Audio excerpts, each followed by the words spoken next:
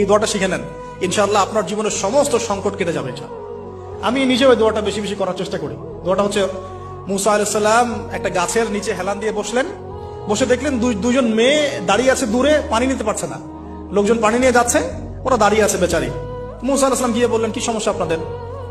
এটা নিয়ে আপনারা আবার মেয়েদের সাথে কথা বলার চেষ্টা করেন, ঠিক আছে?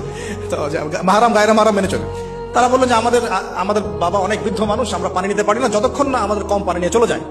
মুসা আলাইহিস সালাম একটু বললাম না, ফিজিক্যালি খুব স্ট্রং ছিলেন, থাকে না বডি বিল্ডার, সামনে গিয়ে কথা বলে সরো পানি দিতে দাও, তখন মানুষ একটু মূল্যায়ন করে না। তো মুসা আলাইহিস সালাম এভাবে পানি নিয়ে দিলেন এবং বাছুরদেরকে পানি পান করালেন, করিয়ে গাছের নিচে এসে বসে আছেন।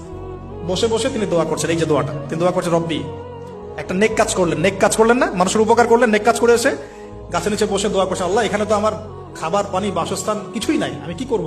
রব্বি ইন্নী লিমা আনজালতা ইলাইয়া মিন খায়রিন ফাকির, রব্বি ইন্নী লিমা আনজালতা ইলাইয়া মিন খায়রিন ফাকির। আবার বলেন, রব্বি ইন্নী লিমা আনজালতা ইলাইয়া মিন খায়রিন ফাকির। অর্থ হচ্ছে, হে আল্লাহ, তুমি তোমার পক্ষ থেকে আমার উপরে যে নিয়ামতগুলো দিবে, আমি এর জন্য ফকির হয়ে বসে আছি। আল্লাহ অর্থ বুঝে পড়বেন ভাই, নামাজ রোজা হজ যাকাত যাই করেন আল্লাহর ওয়াস্তে অর্থ বুঝে পড়বেন।